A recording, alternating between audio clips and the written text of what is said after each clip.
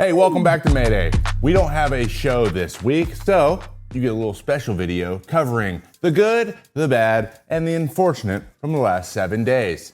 Yes, if you were wondering, this is another rebrand of our news segment, but I like this one a little bit better, and if you don't know what this means, it's gonna make sense in just a moment. But before we get into the good, the bad, and the unfortunate, I need you to remember a couple things. One, the Substack is now available for your viewing pleasure at IamTrevorMay.com. If you subscribe, it is absolutely free, and you get a weekly newsletter keeping you up to date on everything we are making here at Mayday Media and everything that will be going up on both of our YouTube channels. More on that in a moment. There's also an option to subscribe financially, which I appreciate a lot because it helps me compensate through profit sharing everyone that is involved with all of our projects. With that subscription, you get direct DMs to me where you can ask me questions and possibly make videos in the future, early access to videos, and special editorial content that you will not get anywhere else, including a video that I'm currently working on breaking down deception and everything that goes into it. Turns out pitchers are a lot like magicians.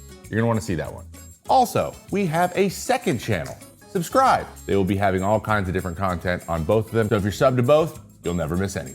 All right, let's get into the stuff that happened last week. The good, the bad, the unfortunate. First up, we have some good, and that's Shohei Ohtani. Ohtani pitched 5 no-hit innings and hitting a home run of his own in an eventual 9-6 loss yesterday against the Philadelphia Phillies. In those 5 innings, he struck out 5, only walked 1, and threw 42 of his 68 pitches for strikes. The home run he hit later in the game in the 8th to tie, that's his 50th. So Ohtani keeps doing Ohtani things, and I will continue to be baffled by how any of this is even possible. Like, how does your oblique not just kill you all the time after throwing and swinging? Explain it to me.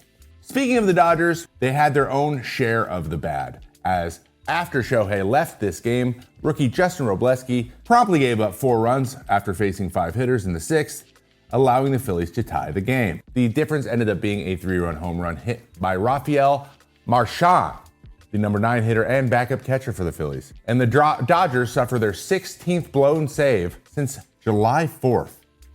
Yikes. This bullpen is a big question mark. Blake Trinan has been weak. Unfortunately, Tanner Scott has not been as advertised, and Kirby Yates has been bothered with injuries. What I thought was going to be the deepest bullpen going into a playoffs starting this year turns out to be one of the weaker ones. Could Shohei Ohtani finish games in the playoffs? Is Roki Sasaki going to play a role in this bullpen? I guess we'll have to find out, but this is not a problem that I anticipated them having. With the loss, we have the unfortunate, as the Dodgers were unable to take advantage of a San Diego Padres loss in Citi Field against the struggling Mets to gain any more of a lead in the NL West, and it remains tight. So these last 10-ish games or so are going to become more and more pivotal in determining who is going to be the wild card, who is going to be the division winner, and who is inevitably going to have home field advantage. All of these things play a huge role, especially in the new playoff format. You want these games at home because travel sucks. Back around to some good. Anthony Rizzo was in Wrigley Field on Saturday, taking in a game from the left field stands as he officially retired as a Chicago Cub and took on a new role being the ambassador for the team. I love that, especially when guys come right off the field straight into working for the organization. It seems like he is exactly where he wants to be, and as you can see from this picture, he was having quite a good time enjoying the bleachers in Wrigley. Now, this isn't an experience I've ever had. It is on the bucket list. Next time I'm in Chicago, I want to make sure, especially in the summer, I want to make sure I get out to a game at Wrigley and see it as a fan, because I've seen a lot of games, and I've seen a lot of games as a fan, but this is something that you have to do once, and I'm sad that I've never done it. So it was cool to see him out there, though. He wore a Cubs jersey that was signed by a lot of the pediatric cancer patients that he's seen over the years at Lurie Children's Hospital, which is awesome. Rizzo also bought beers for everyone around him out in the bleachers, handing out signed cards that said, "This round's a Rizzo special. Thank you all for your support over the years. Enjoy a cold beer on me." Now that is one way to make every single person on the planet love you. And it's funny, he's the second guy named Rizzo that's bought a bunch of beers for fans this year. What a coincidence.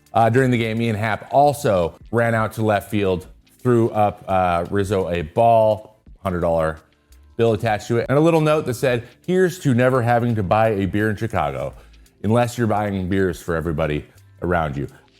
But that notwithstanding, from now on, he doesn't have to buy any more beer. And I think that's up there with getting your gold card and getting to do every major league game for free. Actually, I think that's better. You're right, that's better. And then the unfortunate, when it comes to the Rizzo game, it really depends on what you consider to be unfortunate. I had to put something here. That's what it comes down to. Early in the game, sitting in the bleachers with Rizzo was a couple of Chicago icons, Eddie Vedder of Pearl Jam and the still gorgeous Cindy Crawford. In an interview with Cubs broadcast, Vedder was asked what this day has been like so far and responded, "I've never gotten to sit with my favorite player in the bleachers." Aww. Then Vedder was asked what it was like leading the 7th inning stretch with Rizzo and Crawford, and he responded, "Terrified." You were terrified? Why? Because I didn't want them to up. Yes. Eddie Vedder, everybody. Unfortunate, maybe for some, but not for me. That's awesome. Kratz, I'm going to steal a line right from the top here about MeUndies. A cut for every butt. I took a line that I feel like you would enjoy, but then you stole my thunder with show and tell. What do you have there? Besides a huge Baduka dunk, this is my pair of MeUndies that I got. I'm not going to show you the other pair right now because I got them on, but it doesn't even feel like you have them on. Super soft, flexible, and yet holding everything together.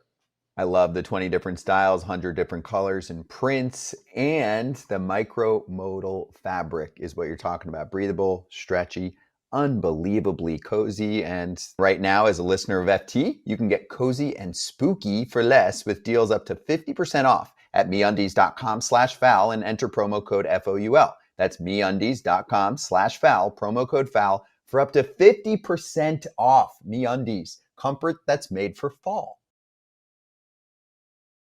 More good out there. This man, Big Amish of the redacted A's, hit the farthest home run hit in the major leagues since Shohei Ohtani did the same feat 2 years ago. God damn it, Shohei Ohtani just came up again.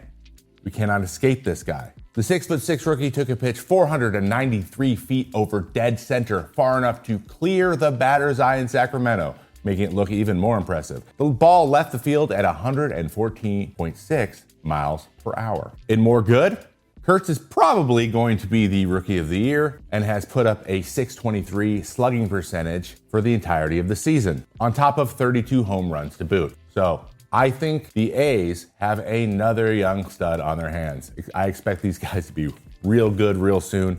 All they need is a couple of those pitchers to pan out, and we're cooking with gasoline. They've already won 70 games this year. They've gotten better and better every year, and this man is going to be a big part of their success moving forward. There is some bad, though, as we have a couple big injuries with big implications going into the playoffs. Yordan Alvarez has a pretty significant left ankle sprain after crossing home plate in a recent game, and he is out of the lineup indefinitely as the Houston Astros hope to recapture first place in the AL West over the surging Seattle Mariners. Manager Joe Espada refused to give a timetable for his return, being adamant that they were going to take it day by day, but no Yordan Alvarez is a much weaker Astros lineup. The Astros are going to need him, and if they want to make a run and they want to keep up their success they've had over the last decade or so, he needs to be part of that situation. We'll have to wait and see what happens. Another team that really is going to miss a guy, the AL East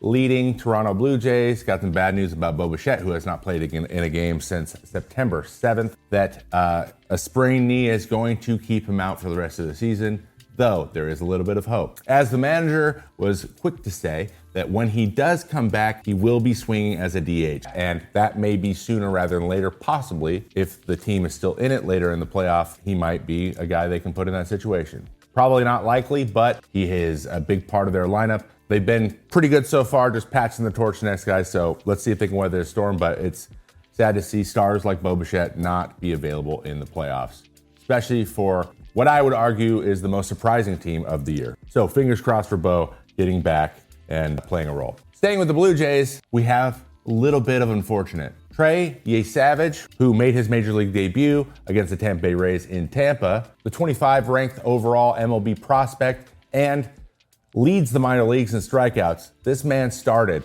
in Single A and within 15 months of being drafted is in the big leagues, and he was just one pitch away, or he is one questionable call away from possibly having an immaculate inning in his major league debut. Now, if he had gotten an immaculate inning, I would have been so jealous. That is the one thing I wanted more than anything, and I never got it because I can't help it. I always have to throw balls. I had to. Anyways, in his outing, he struck out 9, setting a franchise record for punch-outs in a debut. And after striking out the first 2 in the 6th inning, Savage worked an 0-1 count on Nick Fortes before home plate umpire Laz Diaz, of all people, might have missed one at the bottom of the zone. Looked like he caught the zone, but again, it comes down to what the umpire calls, and he unfortunately missed his immaculate inning. A little bit of bonus unfortunate in this story, he had to make his major league debut in a spring training complex, one that the Blue Jays frequent in spring training. Not that it mattered to him, just something I noticed. And in our final piece of good news, Cal Raleigh is officially your all-time home run leader in a season for someone who swings from both sides of the plate. He passed Mickey Mantle as he hit 2 home runs in the Mariners' 12-5 10th straight W over the Kansas City Royals. He hit his first homer off Michael Wacha, going 419 feet. That's a no-doubter. And then hit his second off Daniel Lynch IV for 425. Also a no-doubter. It was the 10th multi-home run game for Raleigh, which is impressive. And he further strengthens his bid to be this year's American League MVP, though Aaron Judge is going to be a tough guy to beat. The Mariners, like I mentioned before, are currently a half game up on the Astros, and they continue to hold that lead by never losing. It's a pretty good strategy. I don't hate it. Now, I am up in Seattle. There's a little bit of bias here, but that is impressive. 56 home runs is not nothing, and he is only 6 homers off of the all-time record held by, you guessed it, Aaron Judge with 62. There's 10 games left. He needs 6 home runs, but I just mentioned 10 times he's hit more than 1 in a game. Just do it a couple more times, right there. If he gets to 60, it's probably over at that point. I think he gets the MVP, but that would be quite something. I think that story would be a lot of fun to talk about. And the Mariners are cooking when the cooking is what they need. So that has been the good, the bad, and the unfortunate for the last 7 days here on September 17th, 2025.